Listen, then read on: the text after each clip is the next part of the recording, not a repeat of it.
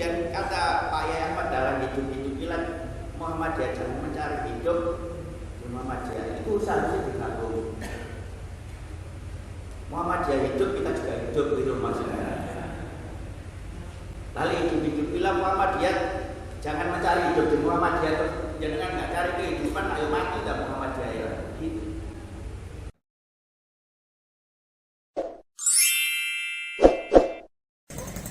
Assalamualaikum warahmatullahi wabarakatuh. Selamat datang jamaah silaturahim Kop Mubalik Muhammadiyah Takmir se-Malang Raya di entrepreneur Gondang Legi Ahad 25 Agustus 2024 Masehi 20 Safar 1446 Hijrah.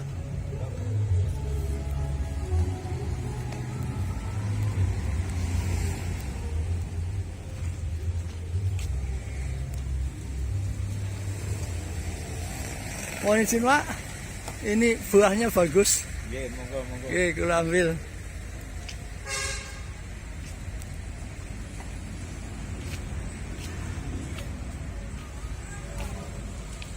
Ini adalah buah markisah panjang, sangat menarik. Sedang buah sekarang.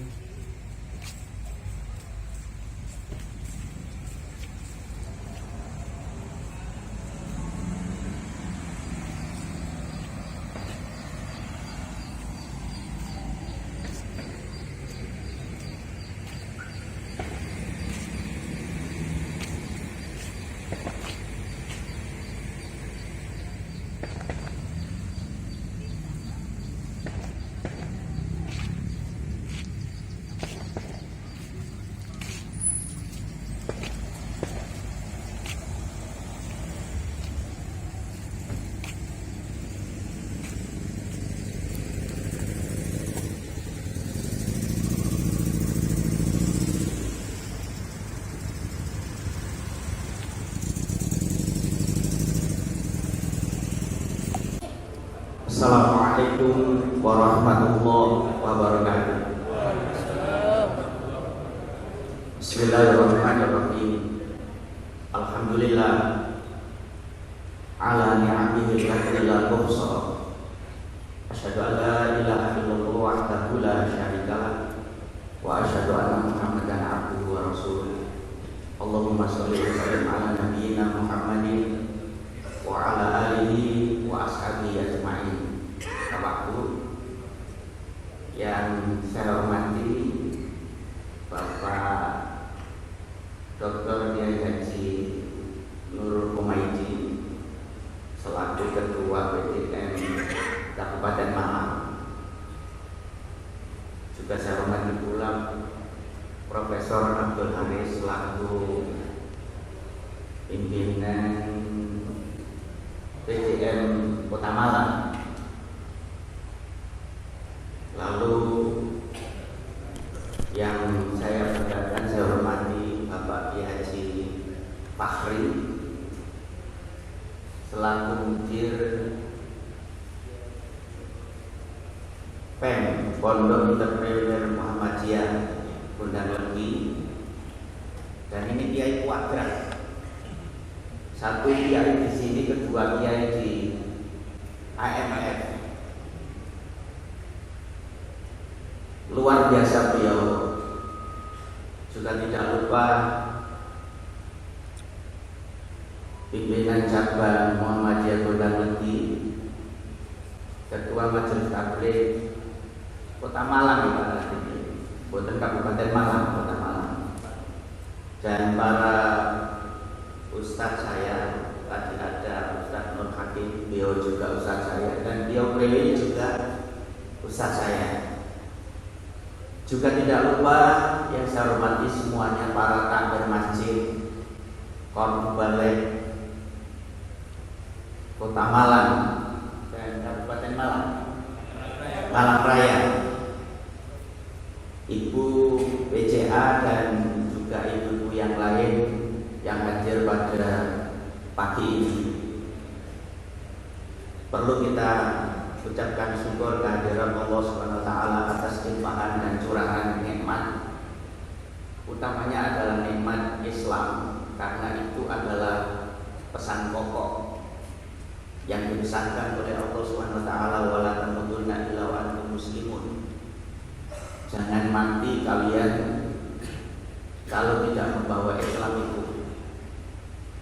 Dan alhamdulillah sampai saat ini kita belum murtad, dan insya Allah tidak murtad. Amin. Sehingga sampai mati Islam itu melekat dalam jiwa kita. Bapak Ibu yang dirahmati Allah, para penceramah yang tadi sudah menggebu-gebu, dan waktu tinggal sedikit sehingga saya tinggal menambah untuk tidak melunturkan semangat jenengan. Ada beberapa hal yang beririsan dengan apa yang disampaikan oleh beliau-beliau dan perlu kita cermati. Kita semangat berdakwah, kita semangat membangun lembaga, tapi di luar sana juga ada orang yang tidak suka dan semangatnya lebih semangat lagi. Dan kadang kita lupa itu, sehingga kadang kita ngurusi internal yang sudah semangat, tapi di sana ada orang yang mau mengacak-acak kita lebih semangat lagi. Ada seorang orientalis yang menyampaikan, dan ini penting kita cermati saat ini, sehingga nanti ada urusannya dengan lembaga, ada irisannya dengan lembaga, ada irisannya dengan ketabligan dan seterusnya. Dia bilang begini, idza aradta an tahdima hadaratal ummah fa hunaka umurun thalatha. Ini bukan hadis, tapi ini ucapan orientalis. Kalau Anda ingin menghancurkan peradaban bangsa, peradaban umat, ada 3 hal yang harus Anda lakukan. Yang pertama, ihdimil usra, ihdimil taklim, asqitil qudwah. Dan alhamdulillah di depan ini pakar-pakar bahasa Arab. Untungnya saya juga muridnya, jadi bisa bahasa Arab juga. 3 itu adalah, pertama, ihdimil usra, hancurkan keluarga. Kedua, ihdimil taklim, hancurkan pendidikan. Dan ketiga, asqitil qudwah, runtuhkan untuk mencari atau mengambil suri tauladan. 3 hal ini, dan perhatikan baik-baik. Lalu orientalis itu menarasikan apa? Likai tahdimal usra alaika tahdiba dawral wa anta ja'al tahjal biwasfiha birabbatil bayn. Untuk menghancurkan keluarga, Anda harus memprioritaskan hilangkan peran ibu dalam rumah tangga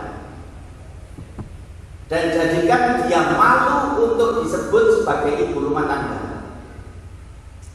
Kalau sudah malu menjadi ibu rumah tangga, ada konsekuensi. 1, tidak mau ngurus rumah tangga, beda dengan istrinya beliau yang kemana-mana diajak. Kedua, tak belum punya anak akeh, tidak mau punya anak banyak. Kenapa? Dia akan berpikir, kalau punya anak banyak berarti urusan saya nanti adalah dalam rumah tangga, tidak bisa keluar, nggak bisa traveling, nggak bisa macam-macam. Ya orang traveling kok tinggal anak bayi nomor. Apa irisannya dengan lembaga? Kita semangat bangun gedung banyak, lalu kalau anak orang Muhammadiyah sedikit dan orang-orang lain juga membangun lembaga banyak, kok sama ini? Yang masuk di situ siapa? Ujung-ujungnya harus ada semangat baru bagaimana dengan jumlah anak keturunan Muhammadiyah yang sedikit itu, keturunan non Muhammadiyah bisa tertarik.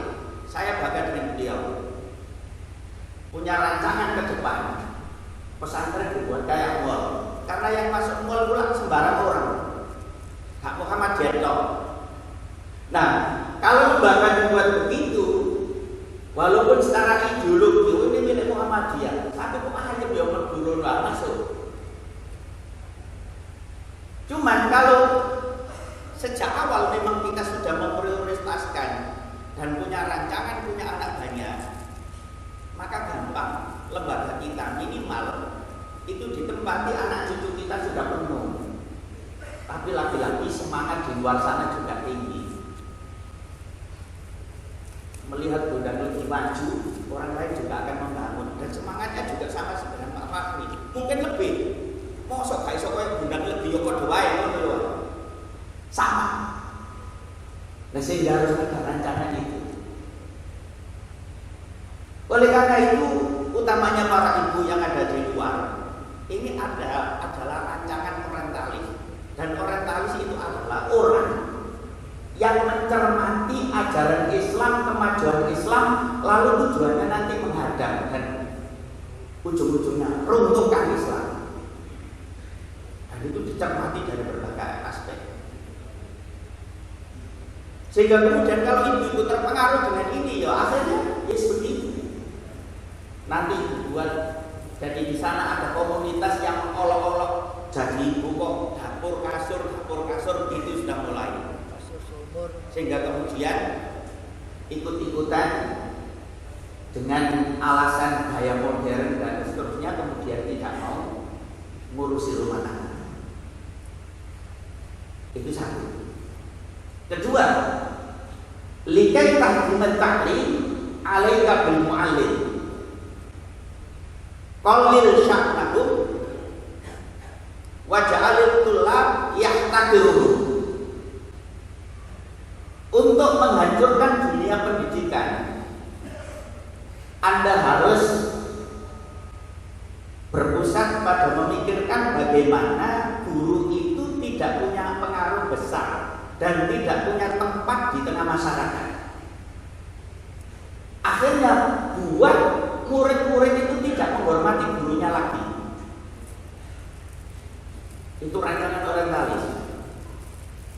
Padahal lembaga itu dibuat adalah untuk mendidik anak.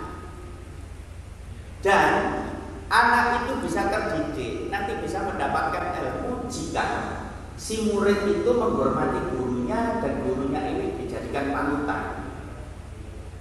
Tanpa ada relasi itu, bohong besar kalau lembaga itu berhasil.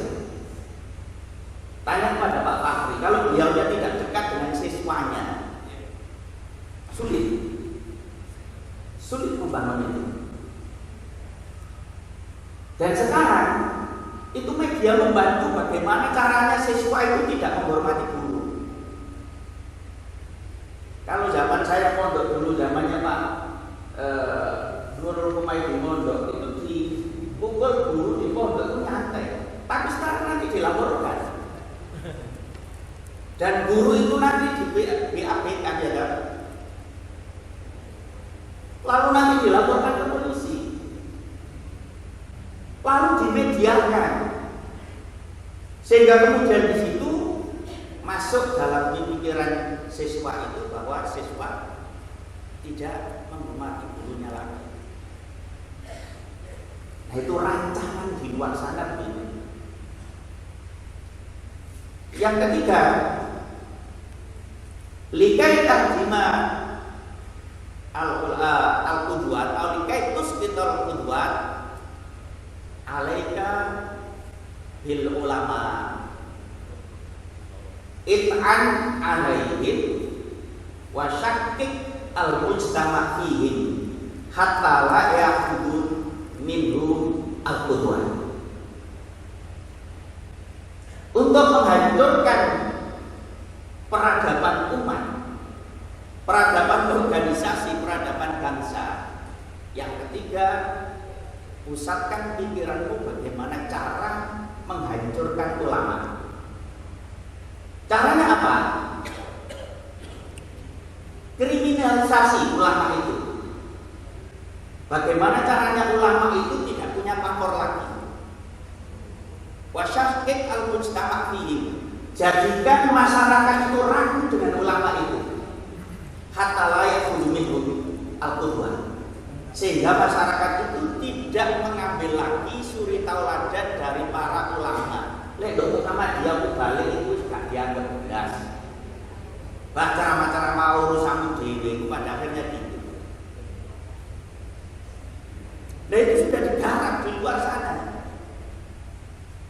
Sehingga kemudian sekarang kita berkumpul itu adalah bagaimana caranya lembaga pendidikan itu gurunya juga dihormati para siswa. Kemudian ulama kita yang masuk dalam korpus balik itu juga diulamakan masyarakat. Maka tidak apa kita disebut kiai, disebut kiai teman pokoknya simbol penting.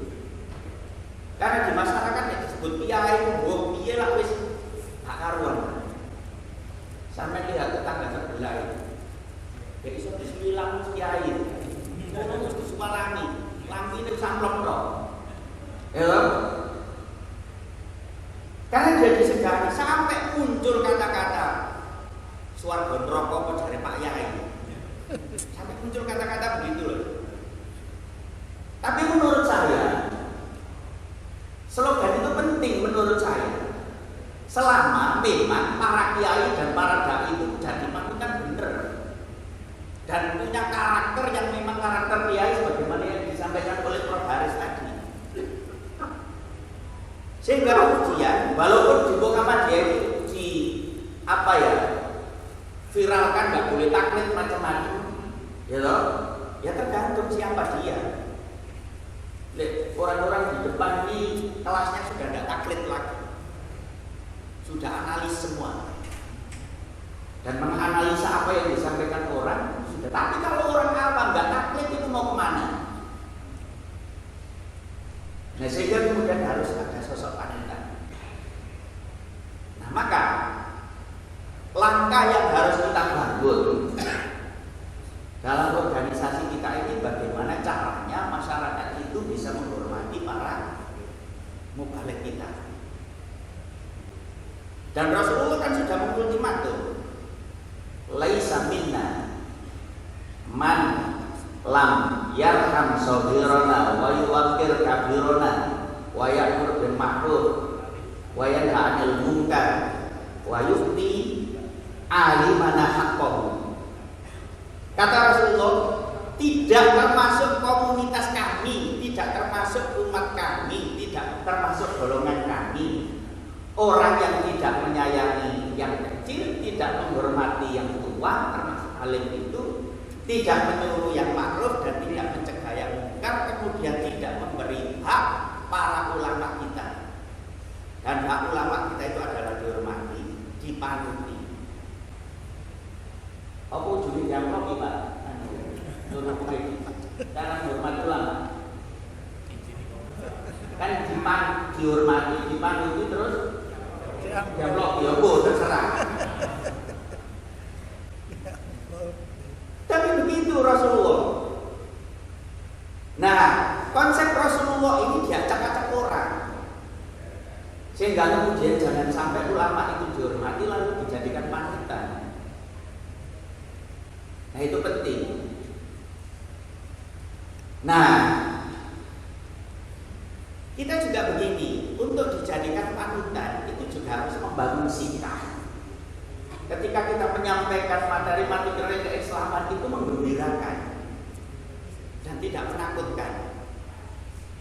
Sehingga Rasulullah ketika setiap menyuruh sahabatnya untuk kajian anak pagi misalnya ya. Artinya menyuruh sahabat untuk pergi ke daerah menyampaikan dakwah. Pesan itu selalu muncul dan jenengan sudah hafal semua. Basyiru wala tunafiru, yasiru wala tu'asiru. Artinya apa? Kamu sekarang menyebarkan Islam, maka jadikanlah orang itu gembira dengan Islam itu. Dan jangan jadikan malah lari dari Islam. Permudah untuk menerima Islam dan jangan persulit untuk menerima Islam. Tidak tahu apa saya sudah pernah menyampaikan di Malang atau tidak. Ada fakta. Ada dai yang kita kirim di daerah-daerah. Misalnya di Pulau Mentawai. Pulau Mentawai itu di situ ada orang Muslim tapi setiap hari makan babi. Dai yang kita kirim tidak boleh di situ, dia malah nggak suka Islam. Artinya apa? Jangan sejak awal mengatakan bahwa babi haram. Analisa dulu kenapa mereka makan babi. Ternyata di situ tidak ada kambing. Tidak ada kambing. Kenapa? Ya karena Pulau Mentawai itu pulau terpencil yang ada di barat Sumatera sana. Kemudian orang-orang itu tidak bisa mendatangkan kambing dari Pulau Sumatera itu sendiri. Pernah mencoba di tengah laut mati karena jaraknya jauh dan transportnya susah. Yang berkembang biak pesat di Pulau Mentawai itu babi. Sehingga orang Muslim makan babi. Maka dai yang kita kirim ke sana, jangan bilang babi haram dan nggak boleh dimakan. Kenapa Ustaz? Karena nanti gantinya adalah kamu yang dimakan. Kita bilang begitu. Lalu gimana Ustaz? Ada cara. Apa? Pertama, biarkan mereka makan babi. Tapi ajaklah memotong babi yang betina, jangan yang jantan. Biar nggak beranak. Kedua, datangkan kambing dari luar. Lalu nanti bagaimana caranya bisa sampai ke Pulau Mentawai dan nanti kambing itu bisa beranak pinak. Lalu nanti ketika kita bilang haram babi, ada gantinya kambing. Itu gimana caranya? Kenapa? Karena kita ini berdakwah, bukan menjelaskan syariat.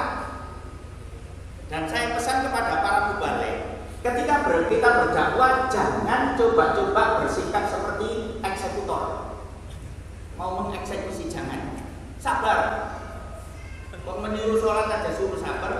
Waqur ahlaka bis sholati wastabir 'alaiha. Jangan kamu jadi haram, jangan dulu. Lihat dulu. Coba contoh yang populer dalam sejarah itu kan ada orang Badui kencing di pojok masjid itu. Sahabat mau membuat konsep syariat apa? Mau ditempelin yang najis. Tapi Rasulullah tidak, saya menggunakan konsep dakwah apa? Biarkan kencing sampai selesai. Tapi kalau Rasulullah menggunakan konsep syariat, tarik itu keluar. Motor di masjid. Tapi lihat konsep Rasulullah. Iki kamu tarik keluar. Apalagi sampai kamu tempelin, jadi belum ngerti Islam. Sehingga konsekuensinya najis tidak ngerti. Maka yang diingat nanti adalah tempelananmu, bukan najisnya. Maka ketika Rasulullah menggunakan konsep dakwah, dibiarkan sampai selesai kencingnya, lalu orang yang masih ada di situ disuruh membersihkan oleh para sahabat. Orang ini baru tanya, kenapa dibersihkan? Wong saya loh di kampung saya, takjil menungguin. Apa kesannya? Lalu dijelaskan kencing itu najis, masjid ini suci, tidak boleh dikencingi. Nanti promosi di rumah itu, di kampungnya itu, ya Allah, ikuti Muhammad. Saya loh melakukan kesalahan itu, tidak langsung ditempel, tapi diajari macam-macam. Itu orang berdakwah itu begitu. Jangan tergesa-gesa masuk surga. Tergesa-gesa masuk surga, haram ini, neraka kamu. Itu jangan lakukan. Berarti kita nggak tegas satu, tegasnya apa dulu? Itu penting. Jangan saya teringat waktu aku nggak nyebut nama, tapi aku ingat banget waktu kajian Ramadan di UMN ada dari audien dan tentu orang Muhammadiyah itu gini. Kenapa UMN menerima orang non Muslim, Kristen macam-macam? Saya ingat itu. Kalau malam sih ngomong dia. Mulai lihat barang kata ilik-ilik lah. Ini bukan karakter dai. Jangan begitu. Saya tunjukkan fakta lagi. Waktu di Lamongan, di Kecamatan Blulu, itu ada kristenisasi di situ. Dan kita meletakkan dai di situ. Saya kunjungi. Kalau saya kunjungi ke daerah-daerah itu suka pakai sepeda motor. Biar gampang mampirnya. Kalau saya tahu jalan ke desa-desa itu kadang sulit untuk mobil. Saya ke situ. Dai itu sudah 3 bulan saya tanya, bagaimana perkembangannya? Ya ada satu orang yang musola itu. Lah di mana? Orang tuh sama semua. Lah terus apa yang kamu lakukan? Ya saya adzan sendiri, qomat sendiri, sholat sendiri. Maka apa yang saya bilang? seorang dai jangan mendahulukan syariatnya, dahulukan dakwanya. Namanya orang ngajar. Iku lek basa kasar alur-alur ini enggak apa-apa. Gini sekarang, rubah. Kamu pagi-pagi juga ikut ke sawah. Ada duhur di gubuk sawah, sholat duhur di sawah. Sampai asar, sampai nanti orang pulang. Tunggu di sawah. Siapa yang ada musola Ustaz? Liburkan musola. Liburkan. Dan ajari orang itu apa bedanya najis dengan kotor. Nanti alasannya mesti kotor, bukan najis. Karena orang di sawah. Orang sholat dengan kotor yang di situ ada tanah dan sebagainya itu tidak masalah, bukan najis. Apa yang terjadi Bapak Ibu yang dirahmati Allah? Itu dilakukan. Orang itu mau diajak sholat ke gubuk sawah dan merasa tenang hatinya. Apa yang terakhir? Sudah menjadi gaya hidupnya sholat itu.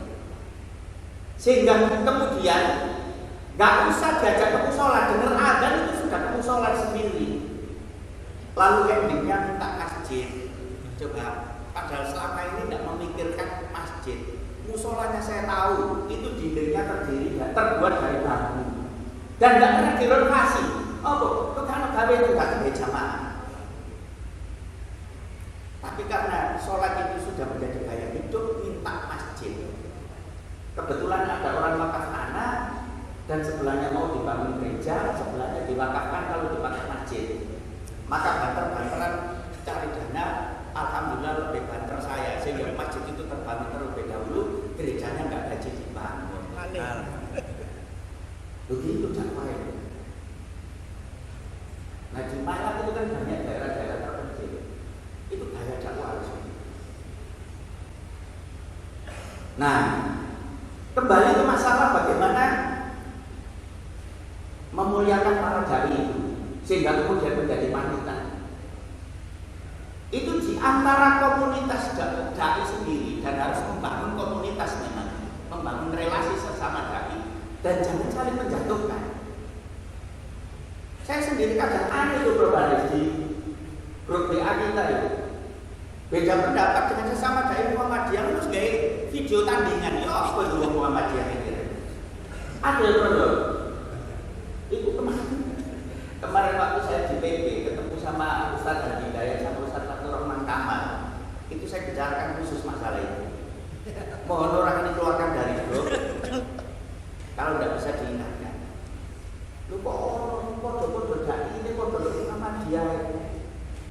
Kalau memang ada perbedaan ya sudahlah, bagaimana cara menyelesaikannya? Ojo gawe video tandingan. Lu malah ojo gawe ngono lah wis tak. Kono dari siji-siji dari video. Iki duduk masalah apa ya bisnis persaingan perdagangan. Terus engko sing iki lho. Pak Yai Raden lak katon dhewe jadwale sampean. Terus gak usah njaluk kerep-kerepan jadwal. Terus aku kerep ono wae rek gak usah nek iku lak diatur dhewe. Tapi jangan sesama dai itu nanti saling menghujat. Itu adalah proyek orientalis. Lek jenengan lakukan itu berarti kita itu membantu orientalis itu tadi sehingga kemudian masyarakat itu sudah tidak mengambil dai itu sebagai suri tauladan. Malah pesan saya, jika dalam dai itu ada kesalahan, tutupi kesalahan dai. Ojo malah diviralno.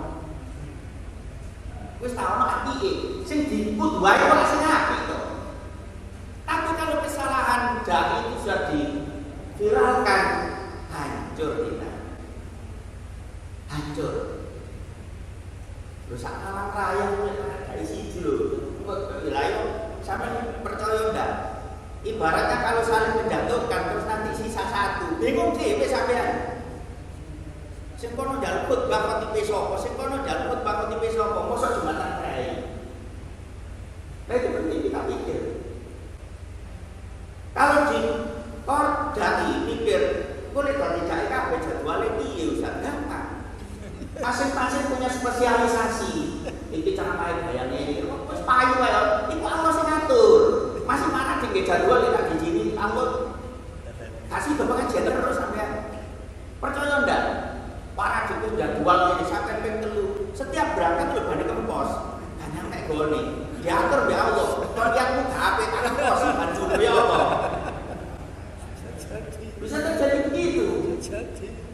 Nah, ini serahkanlah kepada Allah, diatur Allah. Pak Yai Radik yang nyusun jadwal itu Allah lagi yang ngatur. Percaya enggak? Khotbah Jumat, ya pakai Jumat terus gak iso diake mana karena harus dhewe sing iku ya. Tak keduman kok akeh walimah. Walimah gak enek sing rabi kok sunatan. Sunatan gak sunat lah ono kae wis ta. Dene ceramah iku ono kae. Ada saja nanti. Wis nanti ada apa pertemuan wali murid macam-macam wis ada saja. Allah yang ngatur itu. Begitu. Nah, kemudian jadi itu jangan membuat orang malah sulit dan jangan menakut-nakuti orang. Rasulullah kan bilang begini, Innallaha lam yab'athni mu'annitan wala muta'annitan walakin ba'athani mu'alliman wa muyassiran. Allah tidak mengutus saya untuk menjadi orang yang menakutkan dan menjadi orang yang membuat orang lain sulit. Tapi Allah mengutus saya sebagai guru dan sebagai orang yang bisa memberikan solusi kepada kesulitan orang lain. Itu Rasulullah. Dan Rasulullah selalu begini. Misal masalah fatona kecerdasan. Selama ini kecerdasan itu lagi belum nilainya piro jaringan. Kecerdasan yang dimiliki Rasulullah fatona itu adalah bagaimana caranya bisa mewujudkan keinginan orang banyak dan itu aman nyaman. Itu cerdas. Mohon maaf apa nih? Pak Franklin ini orang cerdas. Menurut konsep itu apa? Gaya pondok itu apa? Asalnya dikai wakaf tanah. Membangun piye? Dirancang itu cerdas. Apapun kalau dipegang orang cerdas itu mesti terwujud dan bagus. Lek dipegang orang cerdas, gak wujud-wujud. Tak tunjukkan kalau dipegang orang tidak cerdas itu. Misalnya mau membangun gedung ini, pondasi belum ada loh sudah belanja kaca itu nggak cerdas itu. Lalu pondasinya gak ono loh kok belanja konco lah itu. Mari no konco disimpan tahun-tahunan, dipanjang arah-arah ya pecah. Akhirnya nggak gaji juga, itu nggak cerdas. Jadi orang cerdas itu tahu urutan sehingga nanti terwujud cita-cita yang cerdas. Jangan lihat kecerdasan Nabi dan menghilangkan konflik berkepanjangan. Ketika peletakan Hajar Aswad itu kan konflik, masing-masing kabilah ini berkuasa. Untungnya rapat pleno terakhir diputuskan siapa yang pertama kali masuk di Babu Salam itulah yang menentukan. Ternyata Muhammad yang masuk. Lalu Muhammad tanya, apa masalahnya? Ini loh kita ramai masalah ini yang berat, ini yang berat. Masalah apa sih meletakkan Hajar Aswad? Ini saja, buka sutro itu sorban. Letakkan di tengah itu, ayo kita angkat bareng-bareng, kita letakkan bersama. Semuanya merasa memiliki orang cerdas. Andai kata batu itu dipecah kecil-kecil, terus masing-masing kabilah langsung nempel. Oh bisnis dewe-dewe, bisnis sendiri-sendiri. Wis ciuman wek kurek sikono aja dicium ngono. Tapi karena kecerdasan Nabi, semua merasa memiliki. Oh ya, saya dulu juga ikut kontribusi di situ. Oh iya. Kayak Pak Fahri. Pendahulu kita memberi ini, semua ikut berkontribusi. Cerdas. Nah, jadi pun begitu. Dan ingat, Rasulullah sudah menunjukkan sejak awal. Dan ini perlu kita perhatikan. Terus jam 11 kan. Rasulullah mengatakan begini, Innallaha la yaqbidul ilma minal ibad yantazi'uhu intiza'an walakin yaqbidul ilma biqabdil ulama hatta idza la yaqwa aliman akhadha nasu ru'usan juhalan wasa'alu fa'ahtau wasu'ilu fa'ahtau wa dhallu wa adallu. Apa kata Rasulullah? Allah itu nanti mencabut ilmu dari hamba itu tidak kemudian dicabut serta-merta. Orangnya masih ada untuk dicabut, tidak begitu.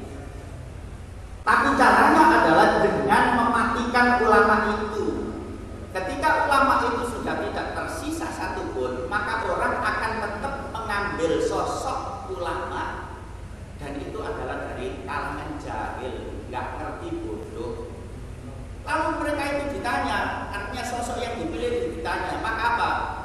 dia maaf tahu maka dia akan berfatwa wadallu wa adallu. Maka dia sesat dan menyesatkan. Dulu Indonesia kan wis muncul. Ono kayak kasih don ulama bisa apa tuarane. Arabe buaran apa itu perkara itu. Yo, inna rahmatad dunya imun doa aku ke sekolah anak suwe iki akan model opo. Lho ngono ya payu e. Ngono ya payu. Tapi apa? Yang memang itu fakta yang sudah ditunjukkan oleh Rasulullah SAW. Sehingga jangan dibiarkan itu. Dan ini yang diharapkan orientalis. Walaupun nanti ada ulama, buat ulama yang enggak. Terus enggak pantas lagi dijadikan panutan ini.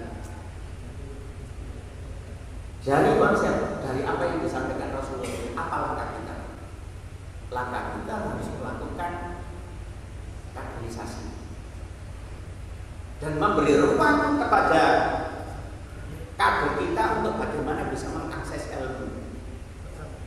Ono pondo, pen, ono manis ulani. Dan sekarang di Malang ada PUTN, di Surabaya ada baru namanya PKUPM, Pendidikan Kader Ulama Takjid Muhammadiyah, gratis 100%. Makan dikasih, ini dikasih semuanya, dan harus tinggal di asrama. Ini sudah kita sosialisasikan di semester baru ini mulai. Sampai saya itu belum mulai 10. Lu umur berapa orang di tenaga dan lu balik kayak sini kan? Ini gimana balik kita tidak ada ini. Nah, Pak Yai Radit mohon ini di follow up ini. Di semester awal ini kita mencanangkan 25 anak.